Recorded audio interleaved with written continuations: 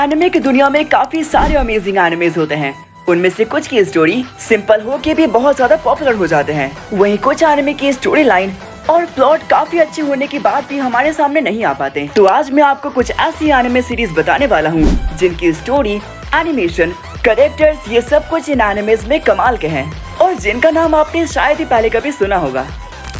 एक अनाथ लड़का ताकाशी नात्सुमे जो बचपन से जापानीज माइथोलॉजी के क्रिएचर्स को देख सकता है, जिसे योकाई भी कहते हैं। उसी की ग्रैंडमा के पास सेम पावर होने की वजह से उन्होंने काफी सारे योकाइज को हराया और बदले में उनका नाम एक बुक में रख लिया था।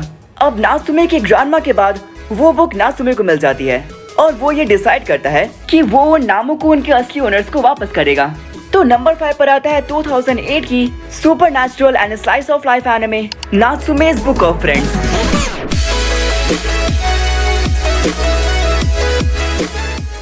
इस टाइप की स्लाइस ऑफ लाइफ एनिमे आपने शायद ही कभी देखा होगा।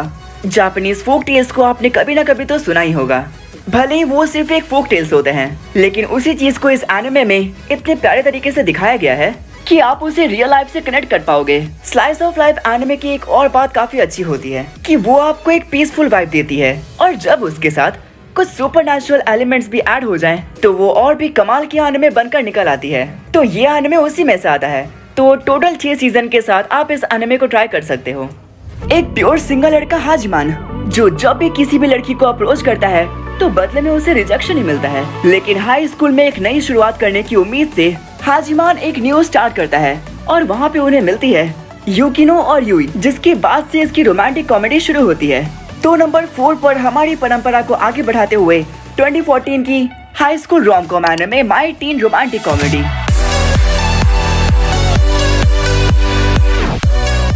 एक वेल रिटन कैरेक्टर एनिमे जिसमें आपको रोम कॉम के साथ कमाल की डायलॉग्स देखने को मिलेंगे। इस एनिमे के डायलॉग्स एक अलग ही लेवल पर है जिसे आप बहुत एंजॉय करोगे। End of course rom com anime की एक काफी स्पेशल चीज जो रोम कॉम एनिमे को पीसफुल और रिलैक्सिंग बनाती है, वो है उसका बैकग्राउंड म्यूजिक, जो इस एनिमे में भी काफी अच्छी और रिमेम्बरेबल है। और इस एनिमे की कैरी, इसके डिफरेंट कैरेक्टर और उनके डिफरेंट पर्सनालिटी जो आपको हर टाइम इस एनिमे से एंगेज रखेगी। तो आपको इस एनिमे को भी एक बार ट्राई जरूर करना चाहिए। सोलो लेवलिंग और काइजू नंबर 8 जैसे एनिमे जिसके मेन कैरेक्टर्स देख के आप उनके फैन हो गए थे, उसी तरह का एक एनिमे एमिनेंस इन शैडो जिनका मेन कैरेक्टर आपको सन जिन वू जैसे कैरेक्टर्स का याद दिलाएगा।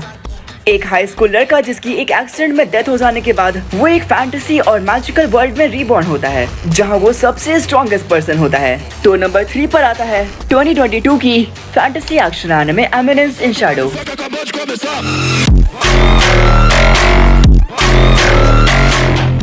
पता नहीं इस टाइप की स्ट्रॉन्ग कैरेक्टर वाले एनिमे से आजकल मुझे एक अलग ही एडिक्शन हो गया है। इस एनिमे के 6 एपिसोड तक आपको शायद ये एनिमे बोरिंग लगे, लेकिन उसके बाद आप इस एनिमे के एक के बाद एक एपिसोड देखते चले जाओगे। इसका बस मेन कैरेक्टर ही आपको इस एनिमे से हुक करके रखेगा और इसके फाइट और एक्शन सीन्स भी काफी कमाल के हैं जिसे देख के आपको मजा आ जाएगा। तो सिर्फ 2 सीजन के साथ आप इस एनिमे को जरूर ट्राई करना।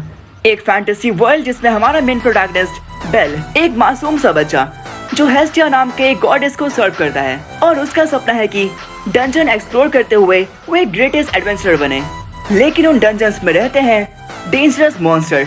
अब क्या बेल उन डंजन के मॉन्स्टर्स को हरा के लेवल अप कर पाएगा? ये जानने के लिए नंबर 2 पर 2015 की फैंटेसी एक्शन एनिमे दानमाची।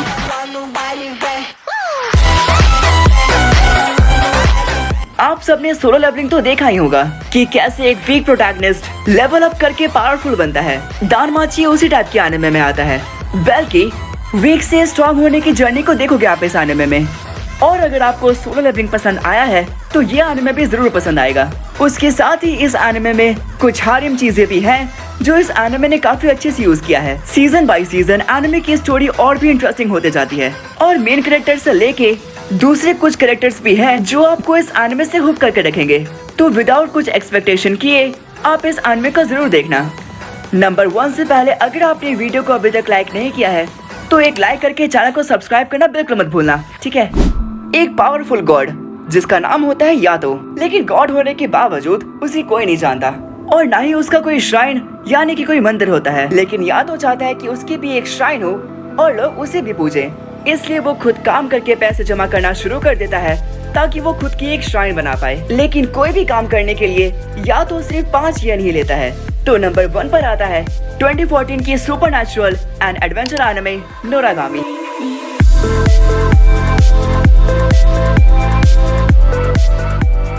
इस एनिमे की स्टोरी सुनने में जितना सिंपल लग रहा है उतना है नहीं। या तो कि रिसेंट लाइफ जितनी सिंपल है, पास्ट में वो कुछ और ही होता है, जो आप इस एनिमे में खुद देखना। इस एनिमे में हर एक चीज को काफी बेहतरीन तरीके से बताया गया है और आपको कुछ दूसरे इंटरेस्टिंग चीजें भी देखने मिलेगी इस एनिमे में, जैसे कि फैंटम जो कि एक इवल स्पिरिट होती है और गॉड्स का काम होता है इन्हें मारना। कैरेक्टर और उनके डेवलपमेंट को भी काफी अच्छे से दिखाया गया इस एनिमे में और इसकी एक्शन सीन्स भी काफी जबरदस्त है। तो टोटल 2 सीजन और 2 ओवा के साथ आई हाईली रिकमेंड कि आप इस एनिमे को जरूर देखना। तो गाइस, अगर आपको कोई ऐसा एनिमे पता है जो किसी ने नहीं देखा है और वो एनिमे काफी अमेजिंग है, तो आप उसे कमेंट से जरूर बताना। तो मैं मिलता हूँ आपसे नेक्स्ट वीडियो में, तब तक के लिए take care and bye bye.